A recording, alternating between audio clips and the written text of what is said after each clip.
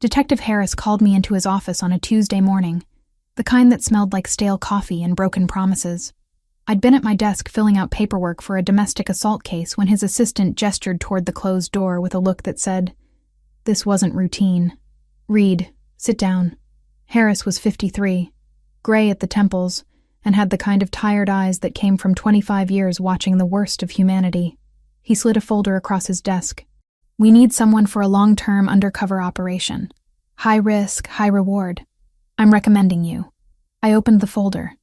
The first photo showed a man in an expensive suit leaving what looked like an upscale restaurant. Dark hair, strong features, the kind of face you'd remember. Julian Santoro, 36 years old, suspected head of the Santoro crime family operating along the East Coast. "We've been trying to nail this guy for 3 years," Harris continued. "Money laundering, weapons trafficking, ties to cartels. But he's smart, keeps his hands clean. We need someone on the inside, someone who can get close." "How close?" I asked. "His household staff. We have an opening for a housekeeper through an agency he uses. You'd be there daily. Access to his home, his office, his private life. Plant surveillance equipment, copy files, gather evidence we can actually use in court." I studied the photo again. Julian Santoro didn't look like the monsters I'd put away before. He looked like someone you'd see at a charity gala or a museum opening. That was probably the point. "Why me?" The question came out sharper than intended. Harris leaned back in his chair. "Because you're smart, you're thorough, and you have something to prove." He let that hang in the air for a moment. "Ryan's death wasn't your fault, Olivia. But I know you blame yourself. This is your chance to make a real difference. Take down someone who actually deserves it. Ryan. My partner for 3 years. Dead because we trusted the wrong informant in a drug bust that went sideways. I'd replayed that night 1,000 times, wondering what I could have done differently. The guilt sat in my chest like a stone. "I'm in," I said. 2 weeks of intensive training followed. I learned how to clean like a professional, how to move through a house efficiently without drawing attention, how to plant listening devices smaller than a dime in places nobody would think to check. They gave me a crash course in Portuguese since my cover would be Brazilian. I practiced my accent until it sounded natural, learned to stumble over English words convincingly. My new identity came in a manila envelope. Maria Santos, 28 years old, born in São Paulo, moved to the States 5 years ago. Limited English. Background check showed employment at various cleaning services. Nothing remarkable. No criminal record. No red flags. "Remember," the training officer said on my last day, "you're not Detective Olivia Reed in there. You're Maria. You're invisible. You're just someone who cleans toilets and doesn't ask questions. The moment you forget that, you're compromised." I reported to the agency on a Monday morning. The manager barely looked at me before assigning me to the Santoro residence. Apparently Julian preferred consistent staff, paid well, and didn't tolerate mistakes. She made me sign a stack of non-disclosure agreements about client privacy. The mansion sat in an affluent neighborhood behind iron gates and manicured hedges. I'd driven past places like this my whole life, never imagining I'd actually enter one. The security guard at the gate checked my credentials, made me wait while he confirmed my appointment, then waved me through. A woman in her 50s answered the door. Anna, according to my briefing. Italian accent, kind eyes, probably been with the family for years. "Ana me pagou as horas extras em dinheiro. O contrato com a agência era quinzenal, mas as gorjetas e pequenos ajustes do dia ficavam em espécie." "You are the new housekeeper, Maria." She looked me over critically. "Yes, ma'am," I replied, making sure my Portuguese accent colored the words. "I am here to clean. Come. I show you where things are." She led me through a marble foyer into a kitchen that belonged in a magazine. "Mr. Santoro, he likes things very clean. Very organized. You understand?" "I understand." A man appeared in the doorway. Older, military posture, eyes that saw everything. Vincent, the head of security. He studied me with the kind of attention that made my skin crawl. I kept my expression neutral, deferential, exactly what a nervous cleaning woman would do when faced with someone intimidating. "New hire?" His voice was gravel. "Yes, sir," Anna answered for me. Maria. She comes very recommended. Vincent nodded slowly, still watching me. For one terrible second, I wondered if he recognized me from somewhere, if this entire operation was already blown. But he just turned and walked away without another word. Anna showed me where the cleaning supplies were kept, explained the schedule. Mondays and Thursdays were my days. 6 in the morning until 2 in the afternoon. Stay out of Mr. Santoro's way. Don't touch anything in his office unless explicitly told to clean it. Respect his privacy. I spent the first 4 hours methodically working through the downstairs rooms. Living room, dining room, kitchen, guest bathroom. Everything was already immaculate. I was cleaning what didn't need to be cleaned, maintaining an illusion of perfection. The whole time my mind cataloged details. Security cameras in every corner. Reinforced doors. Windows with sensors. Around 10, I heard footsteps upstairs. Male voices speaking Italian too quickly for me to catch more than fragments. Then silence. A door closing. Mr. Santoro has meetings, Anna explained when she brought me water. Very important business. You just keep working. At noon, I finally caught a glimpse of him. Julian Santoro descending the staircase with 2 other men in suits. He was taller than his photos suggested, moved with the kind of confidence that didn't need to prove anything. His eyes swept the room and landed on me for exactly half a second before moving on. I didn't exist to him. I was furniture. Exactly what I needed to be.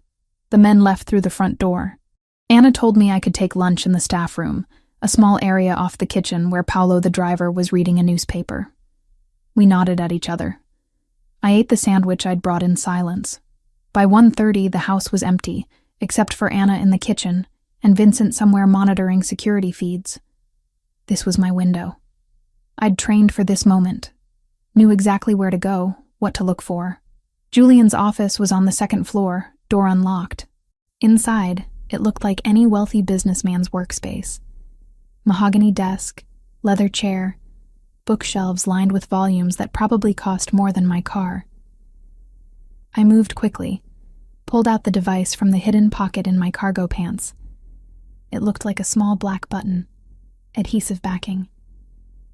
I placed it under the lip of his desk where fingers would never brush, where eyes would never think to look. 10 seconds. In and out.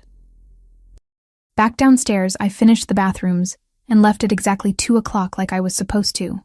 Anna paid me in cash, told me she'd see me Thursday. I drove 3 blocks before pulling over and letting my hands shake. First day done. Device planted. Cover intact. I was officially inside Julian Santoro's world. That night in my apartment, I thought about Ryan.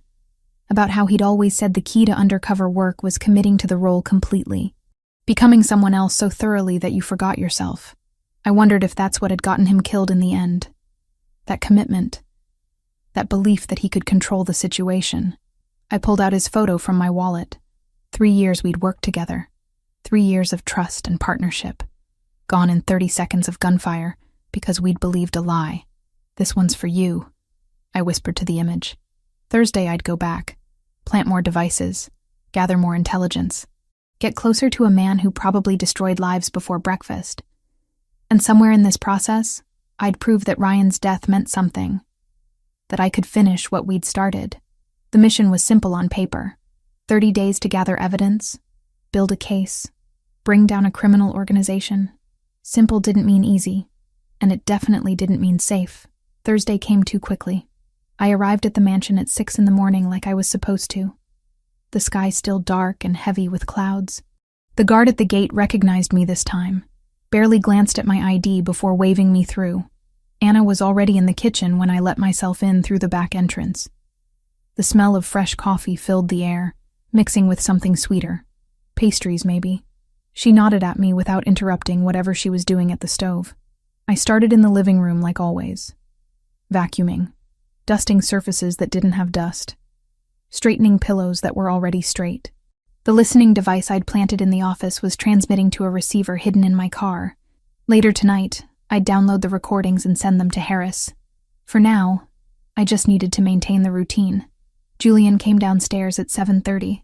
I heard his footsteps before I saw him. Deliberately made myself busy with the bookshelf in the corner. He walked past without acknowledging me. Went straight to the kitchen where Anna had breakfast waiting. Through the doorway I could see him sitting at the table, reading something on his phone. Just a man having coffee. Nothing sinister about it, except I knew what he was. Had read the files. Knew about the suspected weapons deals. The money that moved through shell corporations. The connections to cartels and syndicates. Looking at him now, you'd never guess. That was probably the point. "Maria, you want coffee?" Anna called from the kitchen. "No, thank you," I replied, keeping my accent thick. I have work to do. The next few days fell into a pattern. Arrive at 6, clean the main floor before Julian woke up. At 8 o'clock, I'd move to his office while he had breakfast or took calls in other parts of the house. I'd planted 3 more devices by the end of the first week. One behind a bookshelf, another under the windowsill, a third inside a decorative vase that nobody would move. The conversations I captured were frustratingly mundane. Business discussions about restaurant profit margins, calls with lawyers about property acquisitions, a lengthy argument with someone about the quality of wine being imported. Nothing illegal. Nothing I could use. There were hints, though. Vague references to shipments and schedules. Mentions of payments that sounded too large for legitimate transactions. But nothing concrete. Nothing that would hold up in court. On my 3rd Tuesday, I noticed something different. A man in priestly robes arrived around 9 in the morning. Anna greeted him warmly, led him to the terrace where Julian was waiting. They sat together for over an hour, talking in Italian that I couldn't quite catch from where I was cleaning nearby windows. "That is Padre Miguel," Anna told me later when I asked. "He comes every Tuesday and Thursday. He has known Mr. Santoro since he was a boy. They are close? Very close. The Padre, he is like family." I filed that away. Crime bosses who met regularly with priests, that was new. Maybe it was for show, maintaining an image, or maybe it meant something else. I wasn't sure yet. Wednesday morning brought another pattern. Julian left the house at exactly 7 o'clock. Vincent drove him in the black SUV, just the two of them. They returned at 9:15. I'd tracked this through security logs I'd managed to glimpse on Vincent's computer. Same thing every single Wednesday, like clockwork. I reported it to Harris during our weekly check-in, a brief phone call from a burner I kept hidden in my apartment. "Could be collecting payments," he said, "or meeting with distributors. Keep watching. See if you can find out where he goes." But I couldn't follow him. That would blow my cover immediately. All I could do was observe and document, wait for him to make a mistake. Sunday was the strangest day. I wasn't scheduled to work, but I drove past the mansion anyway just to see. The gates were closed. No cars coming or going.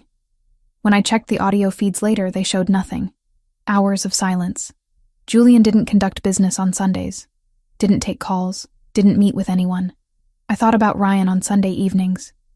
We used to grab drinks at this dive bar near the precinct, decompress from the week.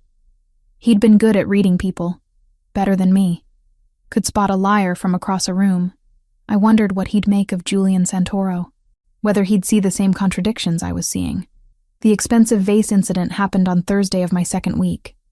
I was cleaning the hallway upstairs, being careful around the antiques that probably cost more than my annual salary. My elbow caught the edge of a porcelain piece on a side table. I watched in horror as it tipped, fell, shattered across the marble floor into a dozen pieces. My heart stopped. In my head, I calculated how quickly I could run, whether Vincent would catch me before I reached the gates, whether this whole operation was about to collapse because of one stupid mistake. Footsteps approached rapidly. Julian appeared from his office, saw the broken vase, saw me standing there with cleaning supplies in hand and panic written all over my face. "I am so sorry," I stammered in Portuguese-accented English. "I will pay for it.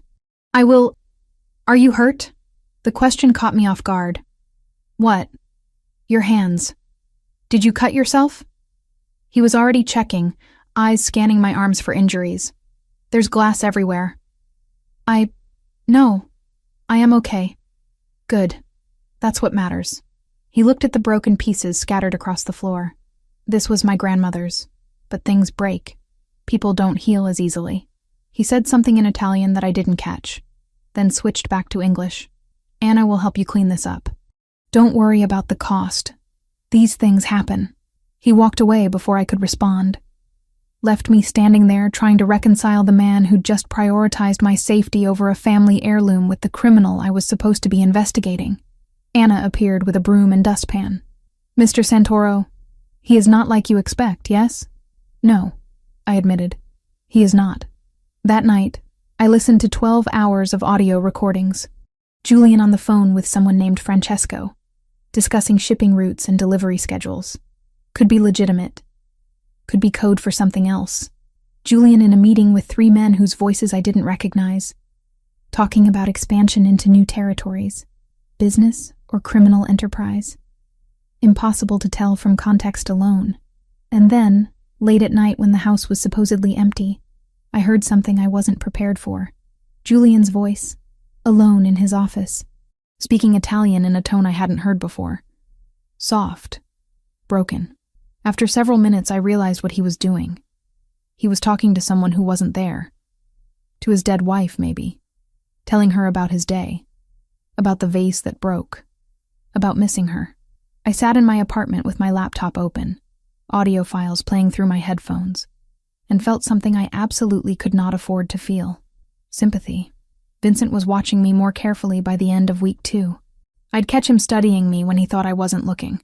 Once I found him in the hallway outside the office, I'd just finished cleaning, standing perfectly still like he was waiting to see what I'd do.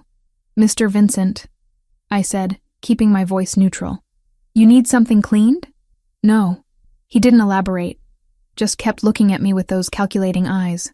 You're different from the others. Others? Previous housekeepers. They were less observant. My pulse spiked, but I kept my expression confused. I do not understand.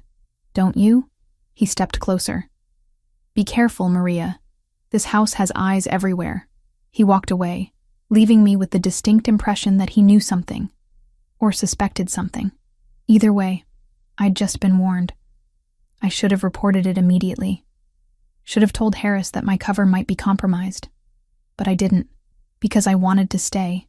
Wanted to keep watching Julian Santoro and trying to figure out who he really was. The man who attended mass with priests and visited cemeteries alone. The man who cared more about my safety than his grandmother's vase. The man who ran a criminal empire but treated his staff like family. Ryan used to say that everyone was capable of both good and evil, that the job was figuring out which one they chose when it mattered. I'd thought he was being philosophical. Now I wondered if he'd been trying to prepare me for exactly this situation. 2 weeks down. 2 weeks of observing, recording, gathering pieces of a puzzle that refused to make sense. 2 weeks of pretending to be someone I wasn't while trying to remember why I'd agreed to this in the first place. Justice for Ryan. That was why. Justice for all the people Julian Santoro had probably hurt. I just needed to find the proof. Breaking protocol was easier than I expected. On Wednesday morning of my 3rd week, I called in sick to the mansion but showed up anyway.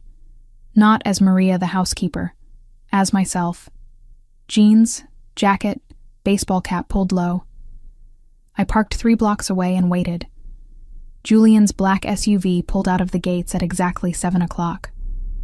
Vincent behind the wheel, Julian in the back seat. I followed at a distance, keeping 2 cars between us the whole time.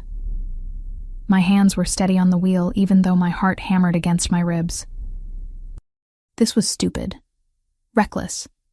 If Vincent spotted me, the entire operation collapsed. They drove for 20 minutes, heading into an older part of the city where the buildings looked like they remembered better days. The SUV turned into Oak Hill Cemetery, rolling slowly through ornate iron gates that probably dated back a century. I parked outside and waited 5 minutes before following on foot.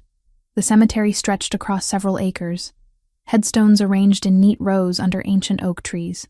Morning fog clung to the ground, making everything look ethereal and slightly unreal. I spotted the SUV parked near the eastern section. Vincent leaned against the driver's door, scrolling through his phone. Julian had walked deeper into the grounds, disappearing behind a marble mausoleum. I circled wide, using monuments and trees as cover. Found a spot about 50 yards away where I could see without being seen. Julian stood in front of a simple granite headstone. fresh flowers already placed in the built-in vase. He'd brought roses, white ones. Sophia Santoro. Beloved wife. The dates told me she'd been 31 when she died. 3 years ago last month. Julian just stood there. Didn't move. Didn't speak. Just stood with his hands in his pockets, staring at the ground like if he looked hard enough he could see through 6 feet of earth and casket wood to the woman he'd lost. I thought about the cemetery where Ryan was buried. How it had taken me 4 months before I could visit without breaking down. How even now, 2 years later, I still sometimes drove there at night, when I couldn't sleep, and sat in my car talking to a piece of marble like it could answer back. After about 20 minutes, Julian knelt. His lips moved. I was too far away to hear words, but the body language was clear. He was talking to her, telling her things he couldn't say to anyone else. When he finally stood again, I saw him wipe his face with the back of his hand. Vincent didn't ask questions when Julian returned to the SUV. They just drove away, leaving me crouched behind a 200-year-old tomb, feeling like I'd witnessed something I had no right to see. I spent the rest of that day digging into Julian's financial records. Not the obvious accounts the department had already examined, the ones buried deeper. Shell corporations, charitable foundations, business holdings that led to other business holdings in a maze designed to confuse. What I found didn't match the profile of a typical crime boss. St. Anthony's Children's Home received $50,000 monthly from a company called Riverside Holdings. Riverside was owned by Santoro Enterprises. I pulled records going back 3 years. The donations had started exactly 1 month after Sophia's death. A free medical clinic in the poorest neighborhood downtown, funded by another Santoro subsidiary. They provided basic health care, vaccinations, prenatal care to anyone who walked through the door. No questions asked. An orphanage run by the Catholic Church. A rehabilitation program for former convicts trying to get their lives together. A scholarship fund for kids from broken homes. All of it traced back to Julian's money, filtered through enough corporate layers that most people would never make the connection. I cross-referenced the amounts. Hundreds of thousands of dollars every year. Maybe millions over time. This wasn't money laundering. The money went out, but nothing came back. It was just giving. Harris wouldn't like this. I could already hear his response. Criminals donate to charity all the time. It's PR. Makes them look legitimate. Doesn't change what they are. But I'd seen Julian's face at that cemetery. That wasn't PR. That was grief. Thursday, I was back at the mansion in my Maria costume, cleaning and pretending the previous day hadn't happened. My nerves were shot. Every time Vincent looked at me, I wondered if he'd somehow figured out I'd followed them. If he'd seen my car. If this was the day everything fell apart. Julian's office felt different now. I'd been in there a dozen times, planting devices and searching drawers. But today, I noticed things I'd glossed over before. A photo of him and Sophia on what looked like their wedding day, tucked into the corner of his desk. A rosary hanging from the lamp. Books on the shelf about grief and faith and finding meaning after loss. One drawer was slightly open, not locked like usual. I shouldn't have looked. Should have just closed it and moved on. But I didn't. Inside were more photos. Julian and Sophia traveling. Paris. Rome. Somewhere with a beach and impossibly blue water. They looked happy. Really happy. Not the forced smiles people put on for cameras. The real thing. Underneath the photos was a journal. Leather-bound. Edges worn from handling. Sophia's name embossed on the cover in gold letters. I picked it up with gloved hands even though I knew I shouldn't touch it at all. Opened to a random page. Her handwriting was neat, measured, exactly what you'd expect from someone organized and thoughtful. Julian came home late again. He says he's trying to find a way out, but it's complicated. I told him we could leave. Start over somewhere new. But he says it's not that simple. The family has eyes everywhere. His father's legacy is a chain around his neck. I see how it tears him apart. He wants to be good. To do good. But the world he inherited won't let him. I flipped ahead. Found an entry from a few weeks before her death. He's been meeting with someone from the federal government. Won't tell me details, but I can tell it's serious. Dangerous. He says it's the only way to truly break free, to dismantle everything his father built and walk away clean. I'm terrified, but I'm also proud. My husband is trying to do the right thing, even though it could destroy him. That's who he really is, under all the baggage and the reputation. He's good. The last entry was dated 3 days before the car accident. Julian seems different lately. Lighter somehow. Like he can finally see the end of this nightmare. He promised me that by next year we'd be somewhere else. Living normal lives. Maybe even starting a family. I believe him. For the first time in a long time, I actually believe we have a future. I closed the journal and put it back exactly where I'd found it. My hands were shaking. I left the office, went to the bathroom, and splashed cold water on my face until I could breathe normally again. Anna found me in the hallway 10 minutes later, probably looking pale. "Maria, you are okay?" "Yes. Just dizzy for a moment." "You work too hard. Come, have some tea." She led me to the kitchen, sat me down like I was family instead of hired help, and made chamomile tea in a china cup that probably cost more than my weekly salary. She didn't ask questions. Just let me sit there and try to process what I'd just read. Julian had been working with federal authorities. Not now. 3 years ago. Before his wife died. And then she died, and presumably the deal had fallen apart. Because the only evidence the department had against him was old. 3 years old. Right before Sophia's accident. What if he'd been trying to get out? What if he'd been cooperating and then his wife was murdered and the whole thing collapsed? What if I wasn't investigating a criminal at all, but someone who'd been betrayed by the very system I represented? Vincent appeared in the kitchen doorway. "Maria." A word. Anna looked between us, but didn't interfere. I followed Vincent into the hallway, my pulse spiking. This was it. He'd figured me out. I ran through exit strategies in my head. The back door was 30 feet away. My car was 3 blocks. Vincent was armed, but I was fast. "You've been here 3 weeks," he said quietly. "In that time, you've never made a single mistake except that vase. You move through this house like you're looking for something, and you ask a lot of questions for someone who barely speaks English.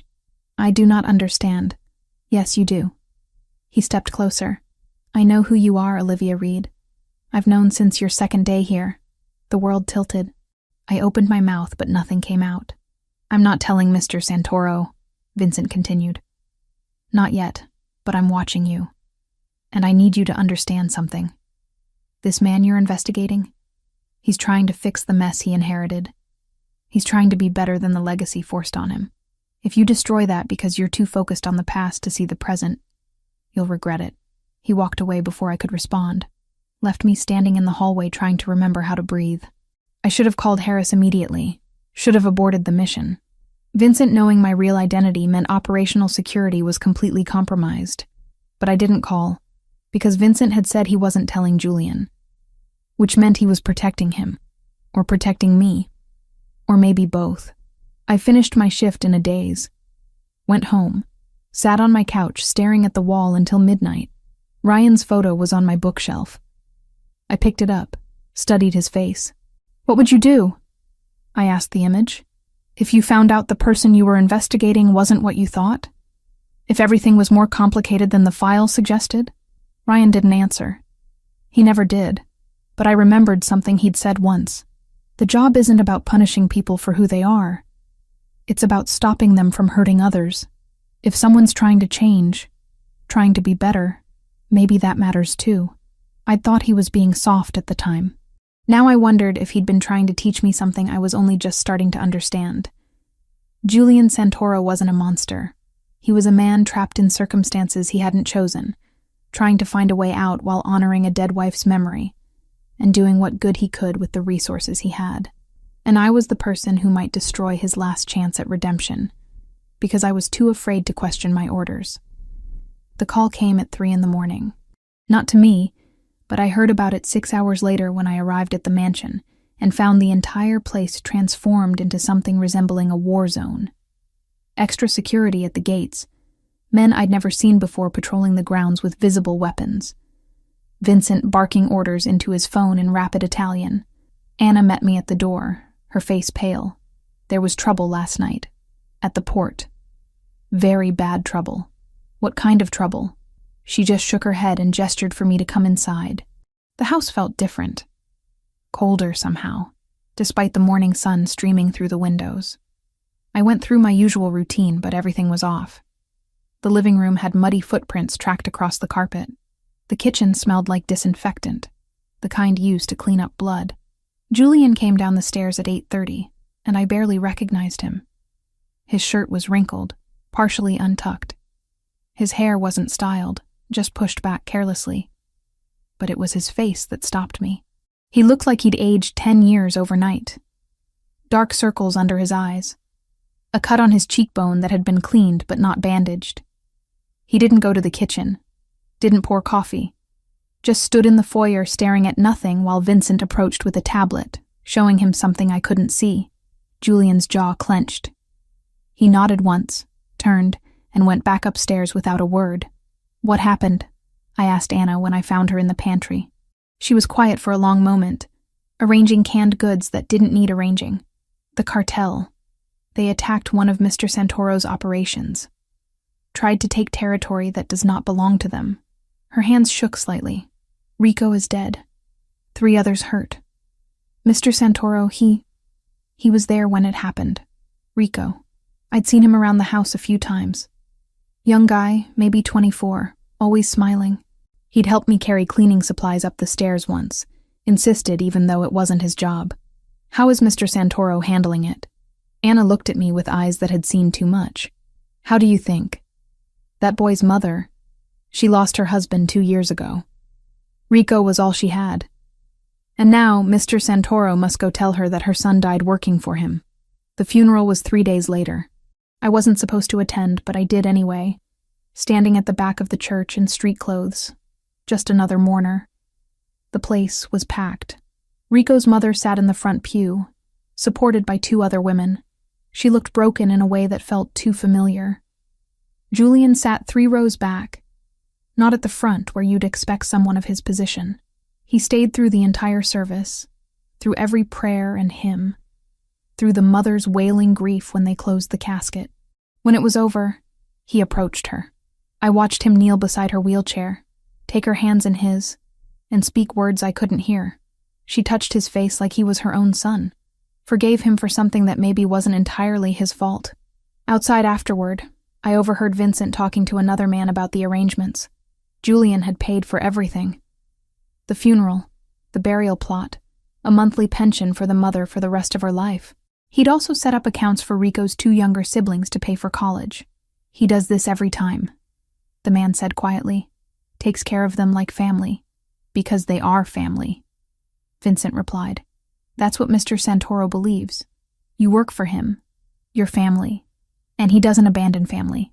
I left before anyone could notice me, drove back to my apartment, and sat in the parking lot for 20 minutes trying to process what I'd witnessed. Crime bosses didn't attend funerals of low-level soldiers. They didn't kneel before grieving mothers. They didn't set up college funds for dead men's siblings. Unless they weren't what I'd been told they were. That night I drove past the mansion even though I had no reason to. The gates were closed, but I could see lights on in the back. The garden. I parked down the street and walked closer, staying in the shadows. Julian was there, alone, sitting on a stone bench in the rain that had started falling an hour earlier. No coat, no umbrella. Just sitting there letting the water soak through his clothes. His shoulders shook. He was crying, the kind of crying men do when they think nobody's watching. Raw and uncontrolled and desperate. I stood behind a hedge 50 feet away and felt something crack open inside my chest. This wasn't performance. This wasn't manipulation or image management. This was a man drowning in guilt and grief for a kid who died on his watch. Ryan had cried like that once. After we'd lost a case, a young mother sent back to an abusive husband because we couldn't gather enough evidence in time. He'd sat in his car in the precinct parking lot at 2 a.m. and broken down completely. I'd found him there, held him while he fell apart, and never mentioned it again, because that's what partners did. Looking at Julian now, I saw the same thing. Someone who cared too much. Someone whose conscience ate at them every time they failed to protect someone under their responsibility. I went home and didn't sleep. Just lay in bed staring at the ceiling, thinking about the difference between the man in the file and the man I was actually seeing. They didn't match. Not even close. The next few days, Julian was a ghost in his own house. He worked late into the night, barely ate, spoke to people in monosyllables. Anna tried to feed him. He'd take a few bites and push the plate away. Vincent tried to discuss business. Julian would nod without really listening. On Thursday morning, I brought him coffee. Not because Anna asked me to. Because I wanted to. I found him in his office, surrounded by paperwork, looking exhausted. "Mr. Santoro?" I knocked softly on the open door. "I brought coffee." He looked up, surprised, like he'd forgotten other people existed. "You don't have to do that." "I know." I set the cup on his desk. Anna had also sent bread, still warm. I added that next to the coffee. He studied me for a moment. Really looked at me for maybe the third time since I'd started working there. "What is your name?" "Your real name. Not what the agency calls you." My pulse jumped. "Maria." "No." He said it gently, not accusatory. "Your real name. I ask everyone who works here. I like to know people, not just positions."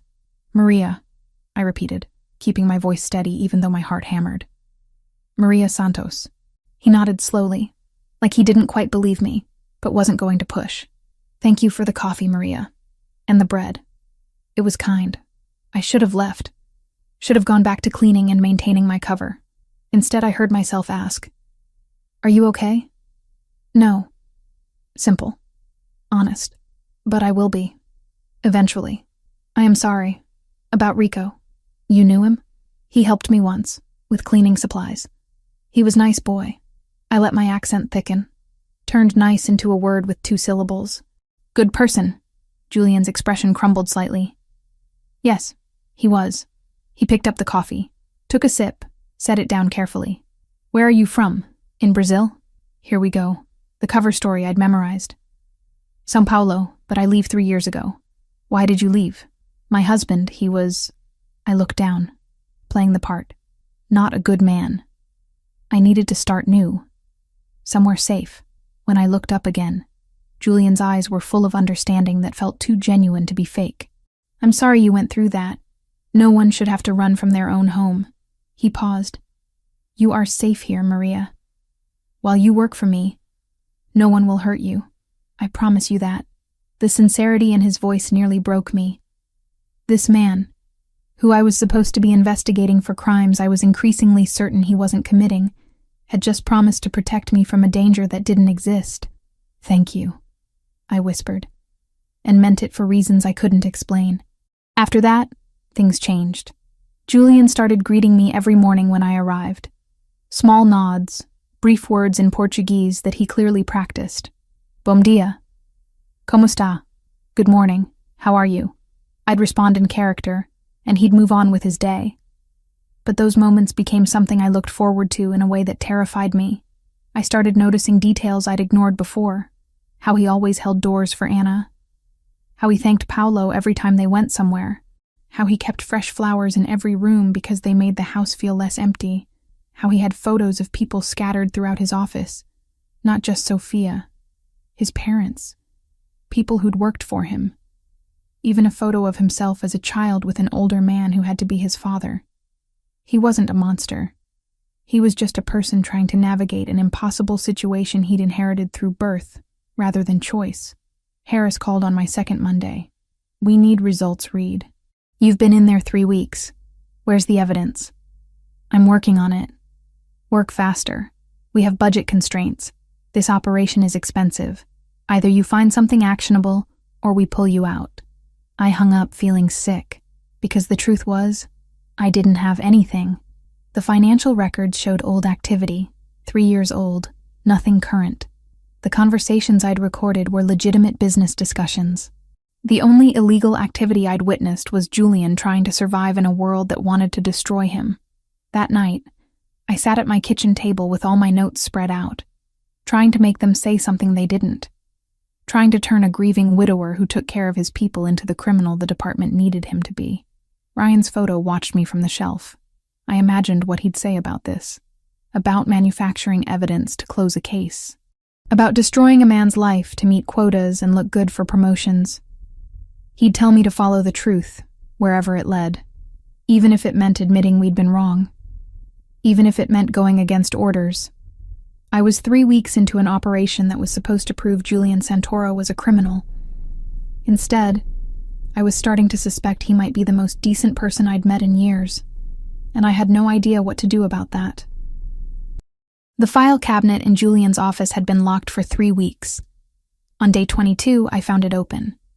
Not wide open, just slightly ajar like someone had closed it in a hurry and the latch hadn't caught properly. I should have walked away. Should have finished vacuuming and left the room like I was supposed to, but Harris had called again that morning demanding results, threatening to pull me out if I didn't produce something concrete. So I opened the drawer. Inside were folders organized by year. I pulled the one labeled 3 years ago, flipped it open, and felt my stomach drop. Bank statements, wire transfers, shell corporation documents, money moving through accounts in amounts that didn't match any legitimate business I'd seen Julian conduct. This was it. This was what Harris needed. I pulled out my phone, photographed every page as quickly as possible. My hands shook so badly I had to retake several shots. When I finished, I put everything back exactly as I'd found it, closed the drawer, and left the office feeling like I might throw up. That evening I encrypted the files and sent them to Harris with a brief message. 3-year-old evidence. Possible money laundering. We'll investigate if current operations match pattern. His response came back in minutes. Good work. Keep digging. We move on this in 8 days. 8 days. I had 8 days before they arrested Julian based on evidence I'd provided. Evidence that was years old, from before Sophia died, from before whatever had changed in his life that made him the person I saw now. I sat in my apartment staring at my phone, wondering if I'd just destroyed a man who was trying to be better, wondering if 3-year-old sins should condemn someone who'd spent the time since then building children's shelters and funding free clinics. The call came at 11:30 that night. Not to me, but I saw it on the news at midnight when I couldn't sleep and turned on the television. Fire at St. Anthony's Children's Home. Multiple units responding. Children reported trapped inside. St. Anthony's. The shelter Julian funded. The one with $50,000 arriving every month like clockwork. I grabbed my keys and drove there without thinking, without planning, just knowing I needed to see what was happening. The building was engulfed when I arrived, flames pouring from second-story windows. Fire trucks blocked the street. People crowded behind barriers watching the destruction. Then I saw him, Julian, pushing past firefighters who tried to stop him, running straight into the burning building through the main entrance. Vincent was right behind him, both of them ignoring the shouts from emergency personnel. My heart stopped. I watched the doorway they disappeared into, counting seconds. 30. 60. 90. The roof groaned, threatening to collapse. Black smoke poured out in thick columns. At 2 minutes, Julian emerged carrying a child. A little girl, maybe 6 years old, coughing and crying. He handed her to a paramedic and immediately turned to go back in. A firefighter grabbed his arm. Julian shook him off, said something sharp, and disappeared into the flames again. He made 4 trips. 4 times into that building while it fell apart around him. 4 children carried out to safety, while firefighters worked to contain the blaze and evacuate the rest. When he finally stayed outside, it was only because Vincent physically restrained him, and 2 firefighters confirmed all children were accounted for. I watched from behind the crowd barriers as paramedics tried to examine him. His shirt was burned, hanging in tatters. His arms were red and blistered. Soot covered his face and hair. But he pushed away medical attention, moving from child to child instead, checking on each one personally, kneeling beside them, speaking softly, making sure they knew they were safe. One little boy wouldn't let go of him, just clung to Julian's neck sobbing while Julian held him, rocking slightly, murmuring words I couldn't hear from this distance. When the boy's mother arrived, frantic and terrified, Julian stood and personally handed her son back to her. The woman grabbed Julian's face with both hands and kissed his forehead, tears streaming down her cheeks. He just nodded, said something brief, and moved to the next child. The director of St. Anthony's appeared, an older nun I recognized from my research. She approached Julian, and even from here I could see her crying. He hugged her gently, careful not to get soot on her habit. And when they separated, I heard him say clearly, "We'll rebuild.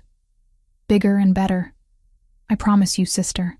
I left before anyone could notice me, drove home on autopilot, parked in my lot and sat there for 20 minutes trying to process what I'd witnessed. This man, this supposed criminal I was investigating, had just run into a burning building 4 times to save children who weren't his, for a charity he funded anonymously, risking his life without hesitation because it was the right thing to do. And I'd just sent evidence to my superior that would destroy him in 8 days. When I got to my apartment, I locked the door behind me and broke down completely. Slid down to the floor with my back against the wall and cried for the first time since Ryan's funeral. Cried for the impossible situation I'd created.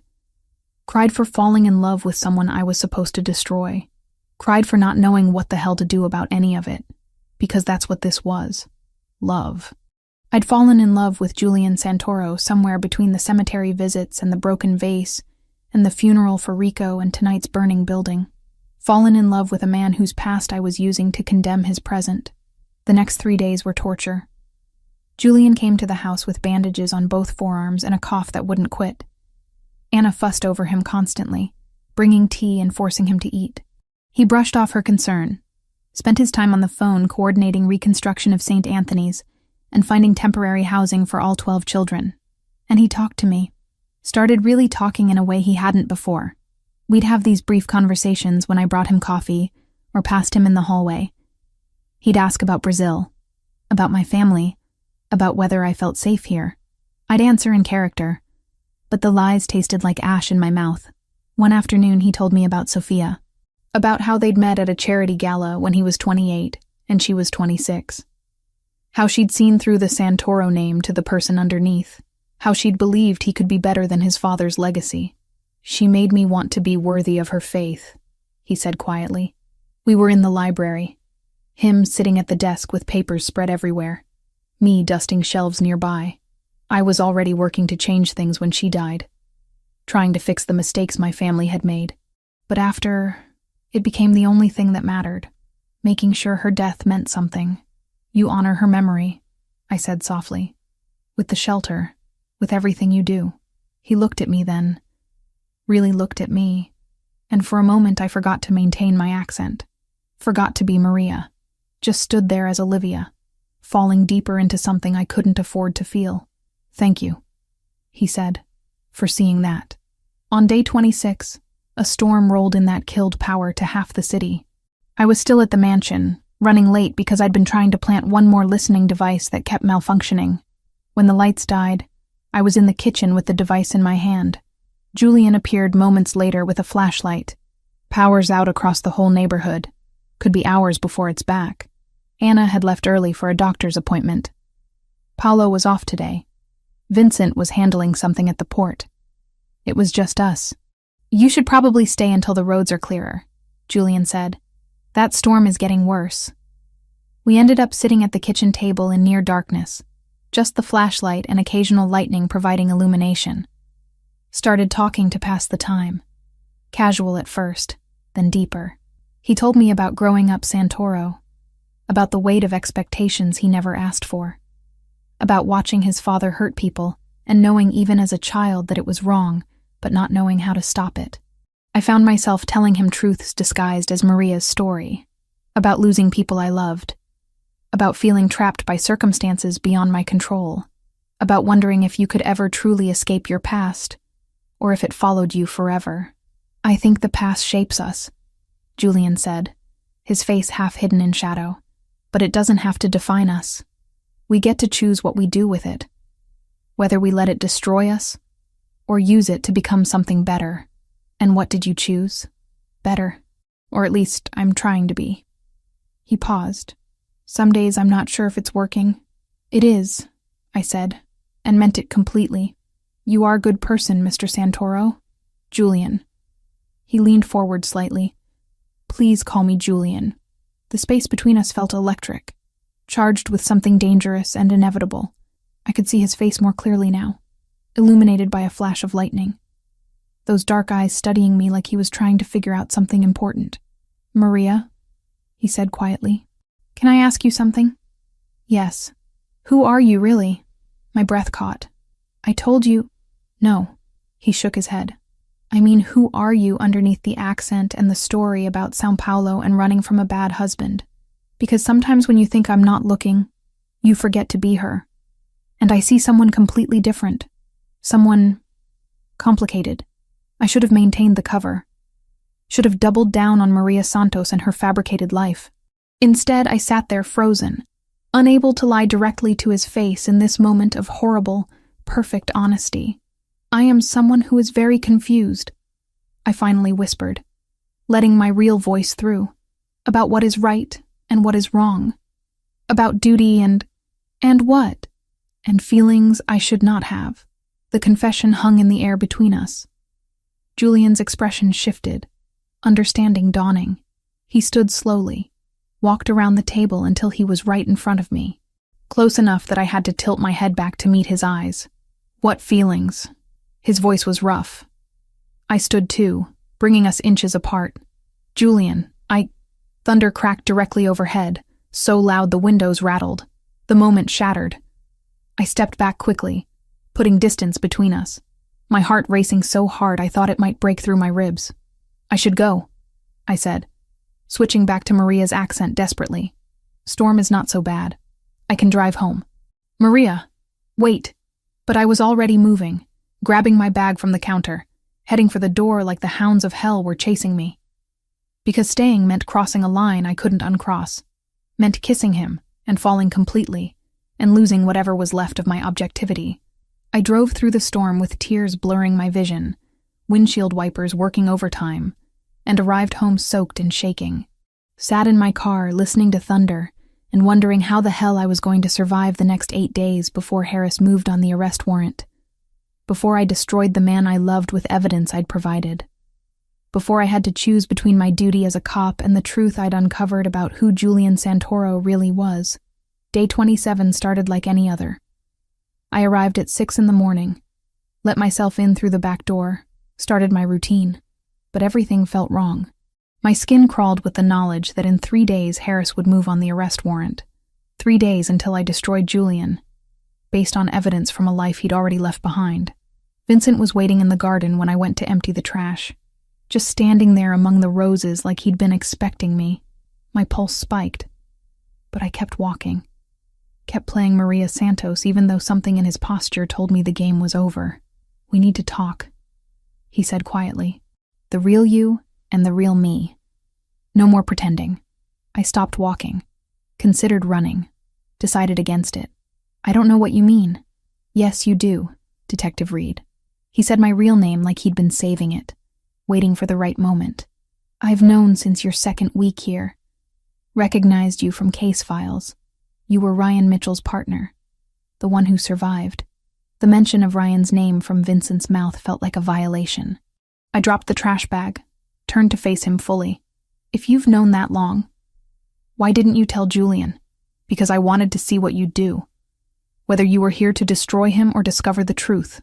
Vincent stepped closer, his expression unreadable. "And I think you've found the truth, haven't you? That the man you're investigating isn't the monster your department believes he is. What I've found is complicated. Life usually is." He glanced back at the house, making sure we were alone. "Julian has been working with the FBI for 14 months. Not your department, the FBI. They have separate jurisdiction, different objectives. He's been feeding them intelligence on the Cartel de Sinaloa in exchange for immunity and a way out of the life his father forced on him. Por se tratar de ponto de encontro com testemunha cooperadora já homologada, a presença dos agentes foi previamente autorizada pelo promotor federal, mantendo o departamento local fora do circuito operacional." My breath caught. 14 months. That's before you ever showed up. Before your department decided to investigate him for crimes he committed 3 years ago, when he was still trapped in his father's world. Vincent's voice was steady, matter of fact. "Sophia's death changed everything. The cartel killed her when they discovered Julian was negotiating with federal authorities. They sabotaged her brakes, made it look like an accident.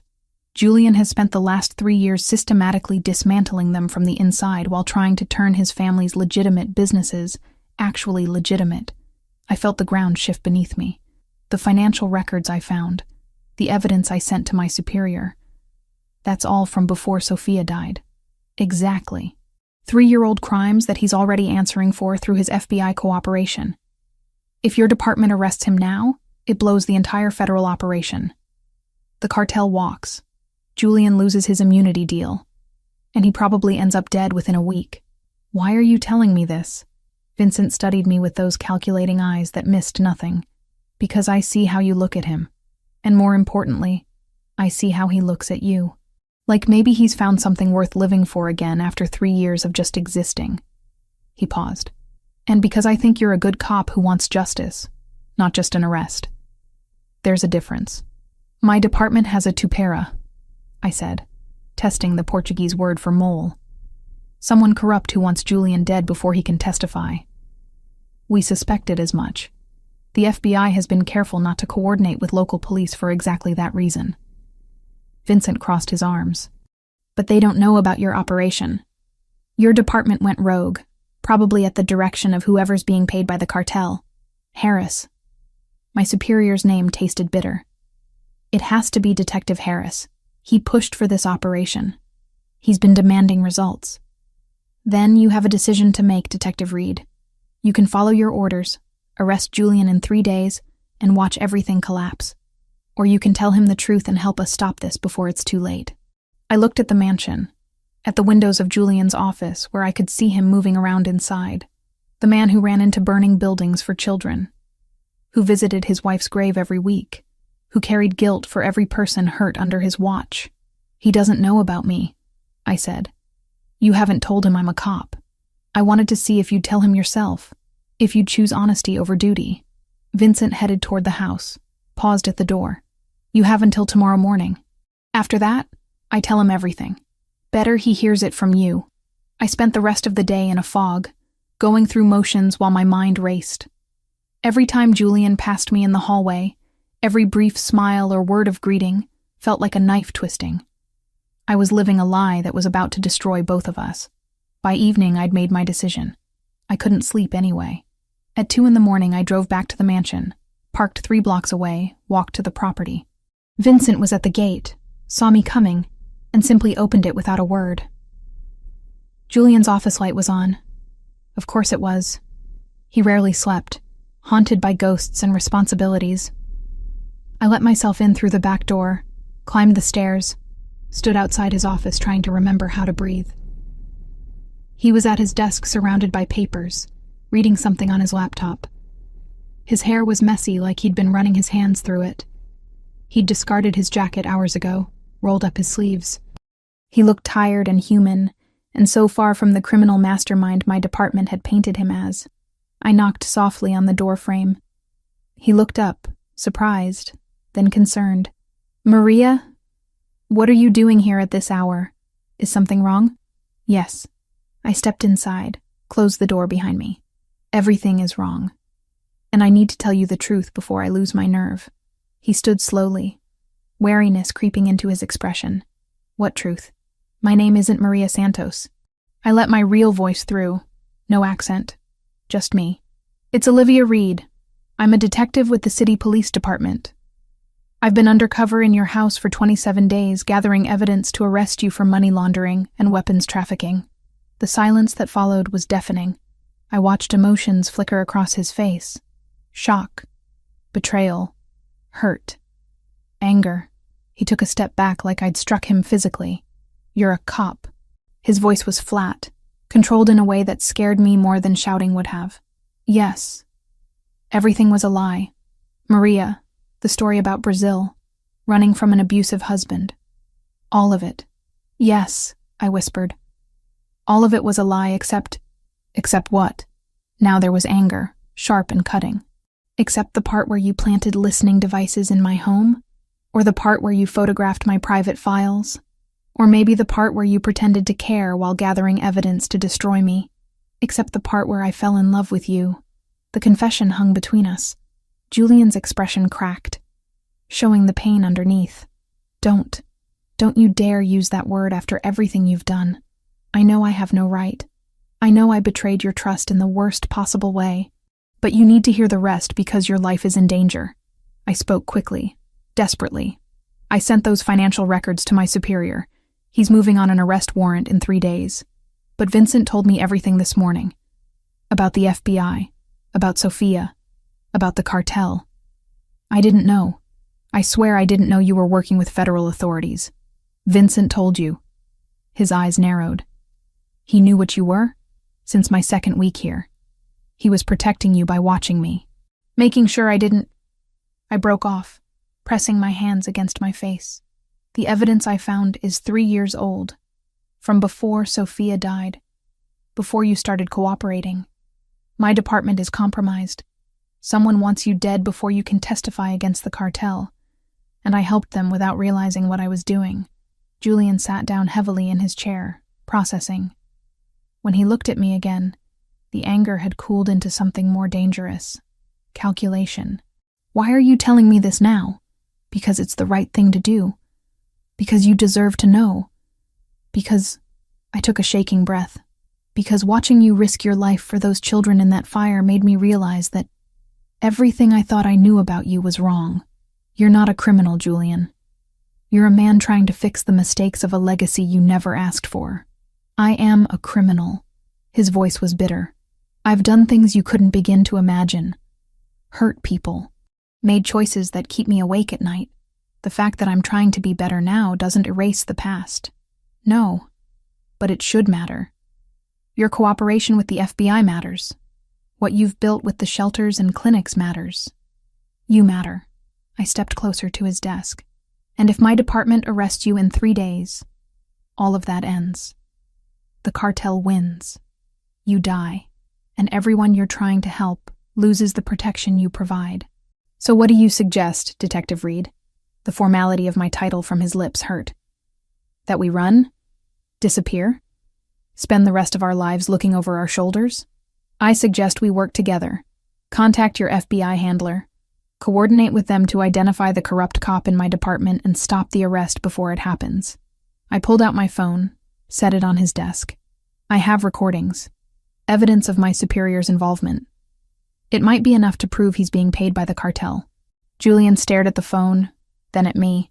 You'd betray your own department. I'd choose justice over orders. There's a difference. I used Vincent's words because they were true. My partner Ryan died because we trusted the wrong people. I won't make that mistake again. Not when innocent lives are at stake. He was quiet for a long moment, studying my face like he was trying to see through to the truth beneath all my lies. I don't know if I can trust you. I know, and I don't blame you. But you don't have to trust me. Just trust that I want to stop the people who killed Sophia. Trust that I want the cartel destroyed as much as you do. I met his eyes directly. And trust that I meant what I said. I love you, Julian. That's the one true thing I've given you in 27 days of lies. Love isn't supposed to hurt this much. No, I agreed softly. It's not. But we don't get to choose who we fall for or when. We just get to choose what we do about it. He stood again, walked to the window overlooking the garden where I'd spoken to Vincent hours earlier. When he finally spoke, his voice was tired. If we do this, if we work together, it changes everything. You become complicit in my cooperation with the FBI. Your career is over. Your life as you know it ends.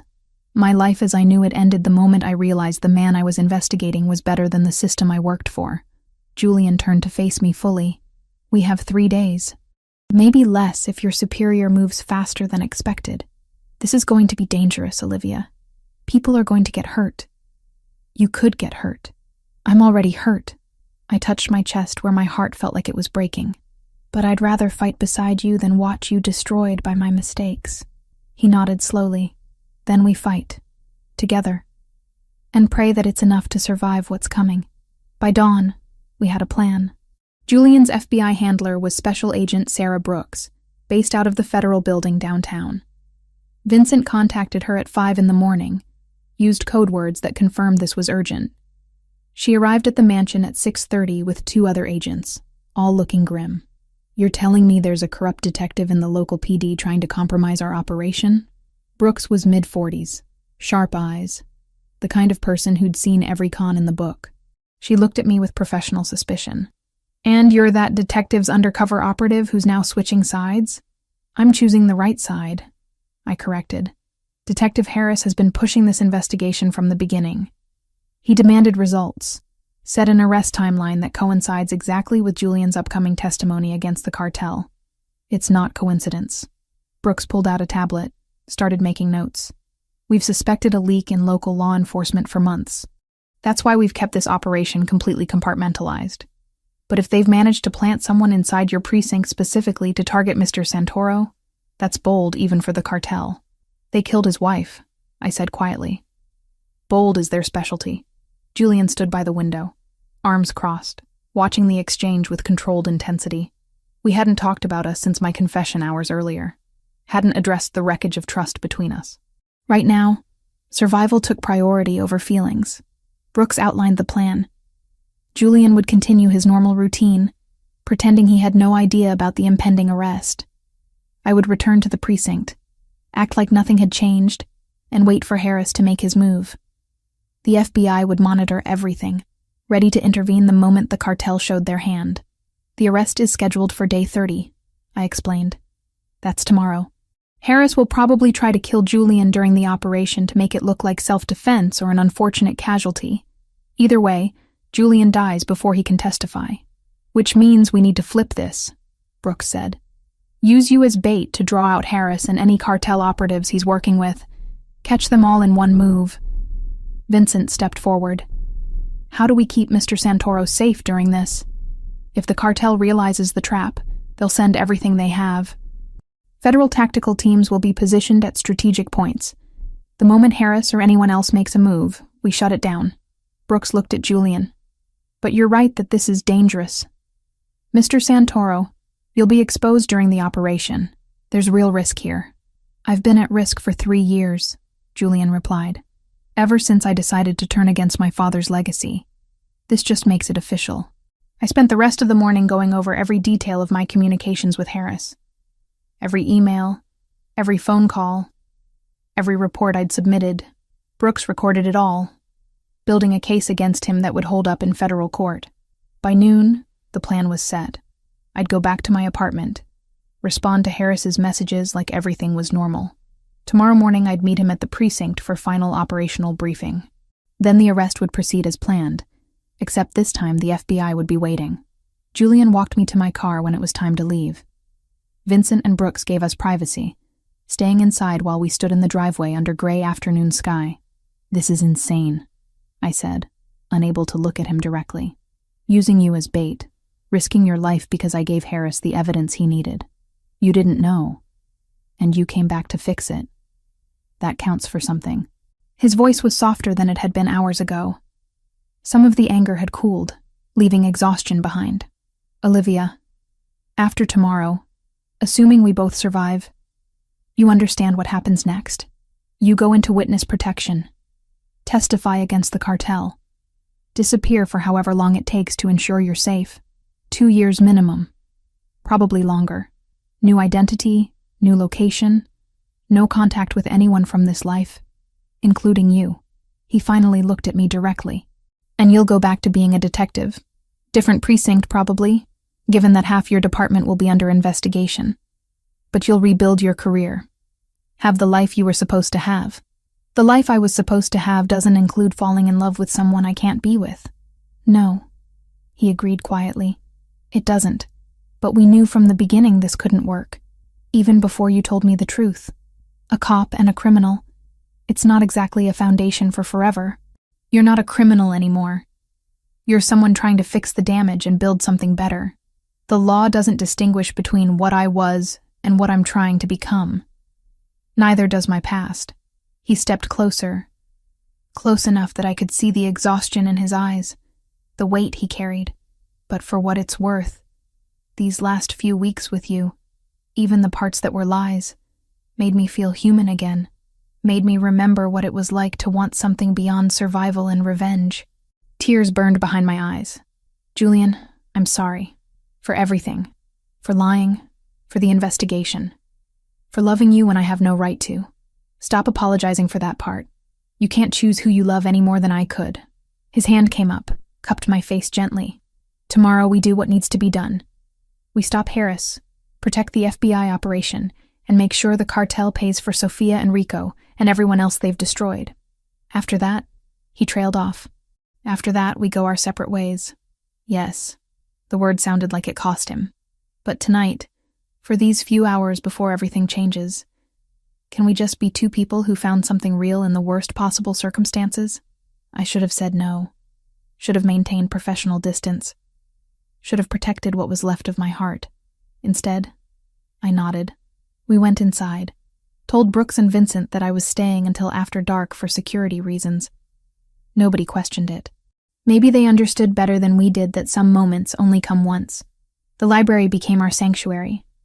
Fire in the fireplace, even though it wasn't that cold, just for the light and warmth. We sat on the couch and talked about things that didn't matter and things that mattered too much. He told me about Sophia, about their plans for the future that never happened, about guilt and grief and learning to live with ghosts. I told him about Ryan, about the partnership we'd had, the trust that had gotten him killed, about survivor's guilt and second chances, and being terrified to care about someone again because caring meant eventual loss. Ryan would have liked you, I said at some point when the fire had burned low. He believed in redemption, in people choosing to be better even when it was hard.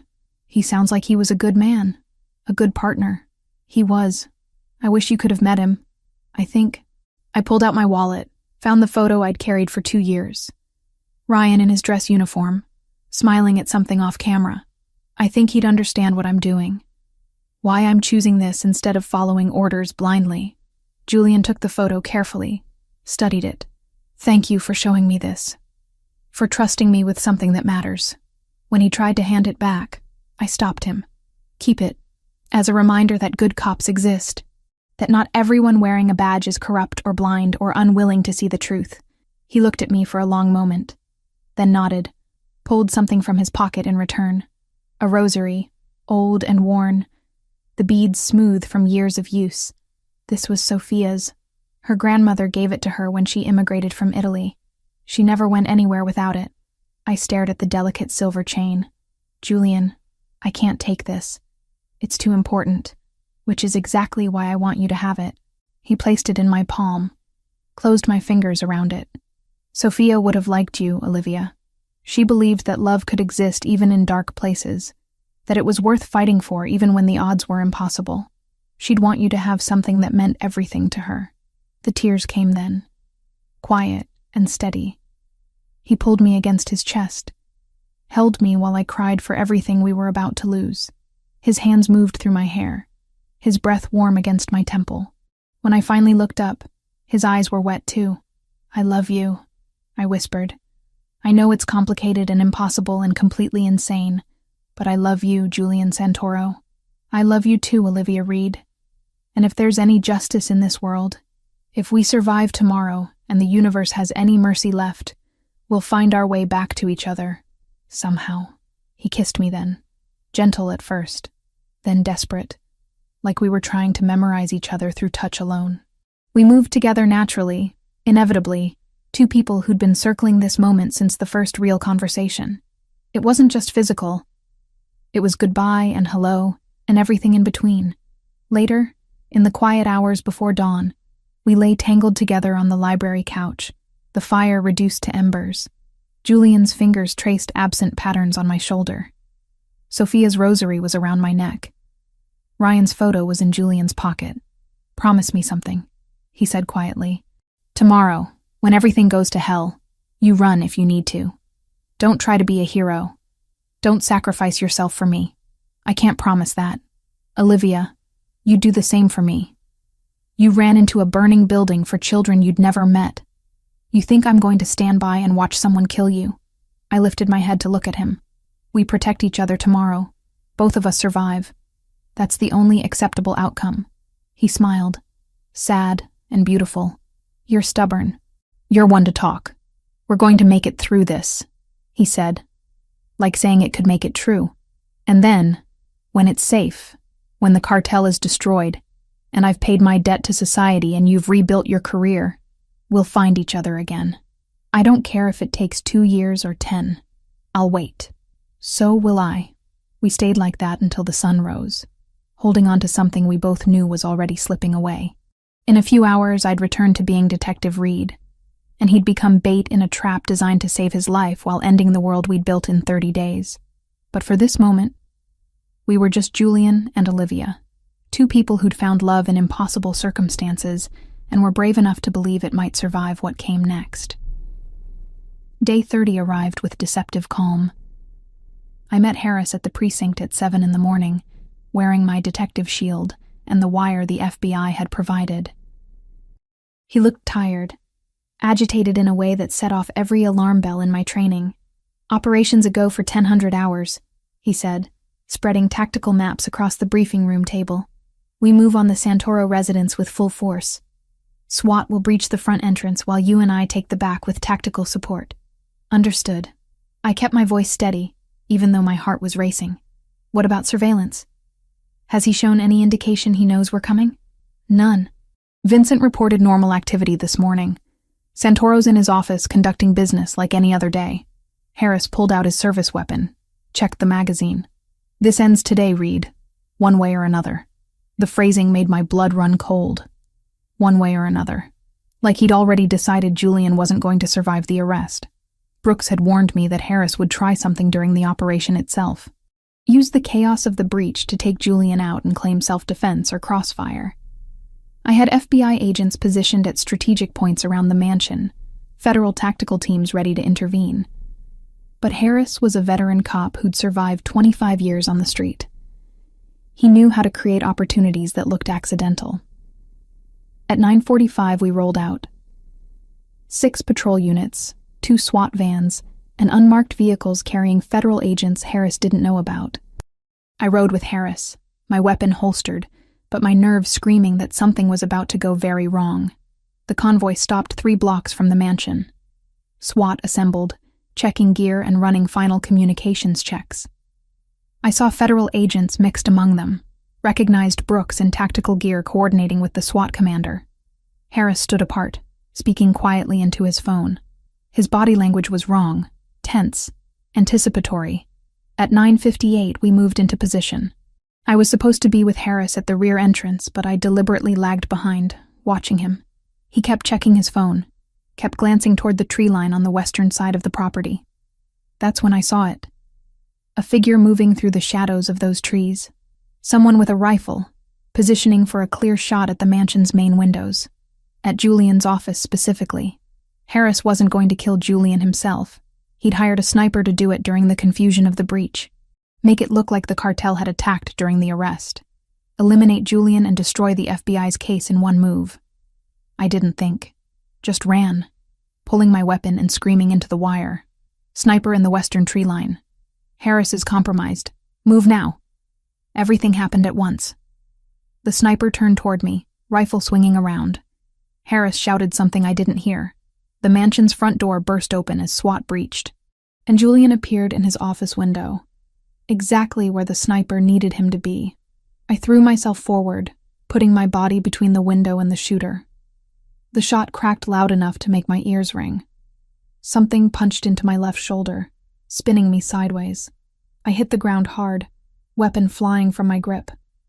Pain exploded through my entire upper body, but I could still move my arm. Not a fatal hit. Federal agents swarmed the tree line.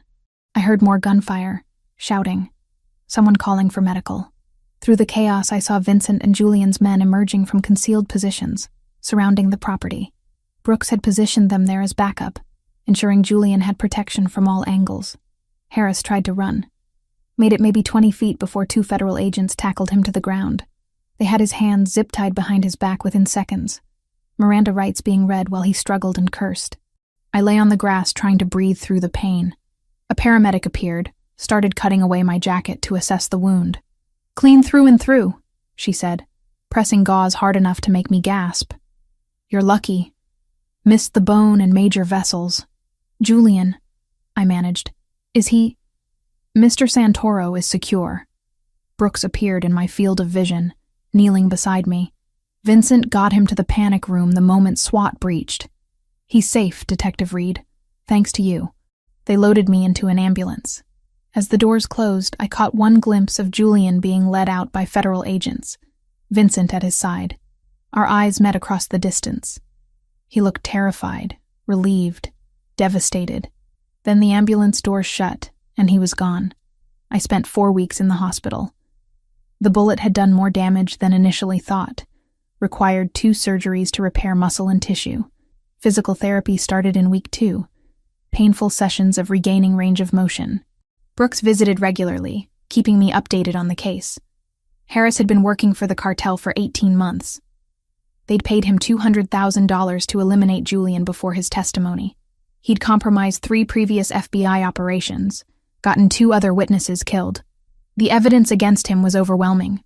He'd spend the rest of his life in federal prison. The cartel operatives they'd captured during the operation had rolled on each other rapidly. Names, locations, supply chains. The FBI had dismantled the entire East Coast network within a month. 47 arrests total, including every member of the leadership structure. Julian was in protective custody, preparing for the federal trial. I wasn't allowed contact with him. Brooks said it was for both our safety, that any connection between us could be exploited. I understood the logic. Didn't make it hurt less.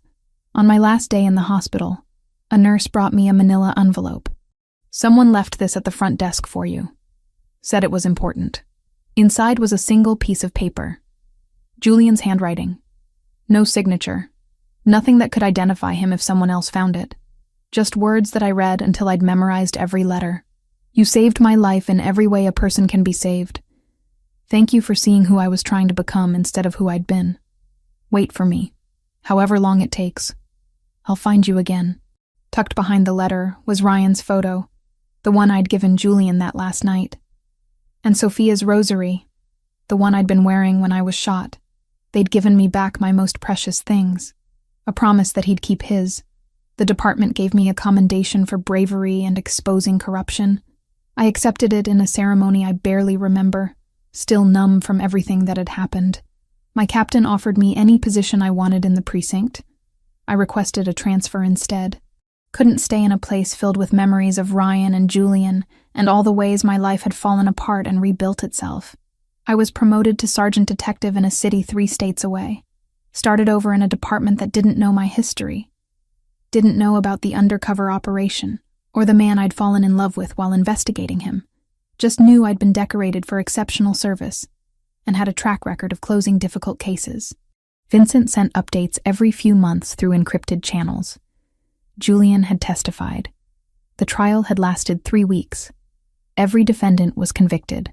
Julian had entered witness protection immediately after, disappeared into a new identity and life the FBI had constructed for him. Vincent didn't know where. Nobody did, except the marshals handling his case. 2 years crawled by. I threw myself into work, built a reputation in my new department, tried to convince myself that I was moving on. But I kept Sophia's rosary in my pocket every day, kept Ryan's photo in my wallet, carried pieces of 2 people who'd defined different parts of who I'd become. On a Sunday afternoon, I drove to the cemetery where Ryan was buried, sat on the grass beside his headstone and told him everything I hadn't been able to say while he was alive. About Julian. About choosing justice over orders. About loving someone I couldn't have and learning to live with that loss. You'd like him, I said to the marble. You'd understand why I did what I did. I hope wherever you are, you're proud of me. I'm trying to be the kind of cop you taught me to be. 2 years to the day after the operation, on a night when rain hammered against my apartment windows, someone knocked on my door. I almost didn't answer. It was past midnight. I wasn't expecting anyone, and my gun was in the bedroom safe out of habit, but something made me check the peephole. Julian stood in the hallway, soaked from the rain, looking older and tired and absolutely real. I opened the door with shaking hands. You're here. You're actually here. The cartel leadership was neutralized. All of them either in prison or dead from internal power struggles. The FBI cleared me to leave the program 2 months ago. He stayed in the doorway like he wasn't sure he was welcome. I got a new legal identity. Legitimate job as a security consultant. Spent 8 weeks tracking you down through every legal channel I could find. You should have called. Let me know you were coming. I was afraid you'd tell me not to. His voice was rough, uncertain in a way I'd never heard from him. That 2 years was too long, and you'd moved on and I'd waited too long to find you. I stepped forward and pulled him inside, kicked the door closed, and kissed him like the past 2 years had been minutes instead of forever. He responded immediately, hands coming up to frame my face, his body solid and warm and present against mine. When we finally broke apart, we were both breathing hard.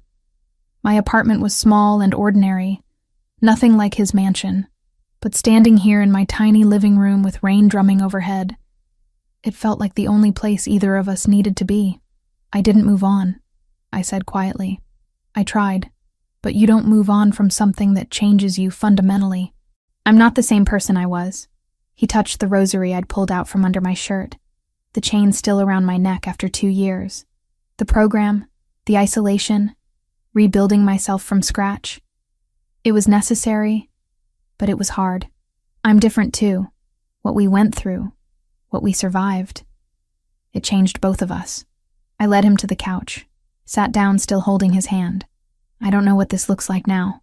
How we build something real when we both have so much history and damage and complicated pasts. Slowly, Julian said. Honestly. One day at a time until we figure out what works for us. He reached into his jacket, pulled out a worn photo, Ryan's picture. I kept this with me through everything. Reminder that good people exist even in dark places. I showed him my wallet, where Ryan's photo still lived next to my badge. He would have liked you, would have understood why we're worth fighting for. We talked through the night, filling in 2 years of separation. He told me about witness protection, the isolation and paranoia, slowly learning to trust that he might actually survive. About testifying in trial after trial, watching the cartel dismantled piece by piece. About the day the marshals told him the threat level had dropped enough that he could reclaim some version of a normal life. I told him about my new department, about building a career on my own merit instead of running from the past, about visiting Ryan's grave and realizing I could honor his memory while still choosing to love someone new. As dawn broke through my apartment windows, we stood together looking out at a city neither of us had lived in before. Rain had stopped, leaving everything washed clean and new. No promises about forever, Julian said quietly. Too much can still go wrong, but I want to try. Want to see if we can build something real after everything we've survived. Me too. I laced my fingers through his. One day at a time. Honest. Together. We walked out into the morning, rain-soaked streets reflecting early light. The future was uncertain, complicated, probably difficult, but we'd survived impossible odds separately. Maybe together we had a chance at something better than survival. Maybe we had a chance at actually living. Julian squeezed my hand. I squeezed back. And we kept walking. Two people who'd found each other in the worst circumstances and refused to let that define what we could become.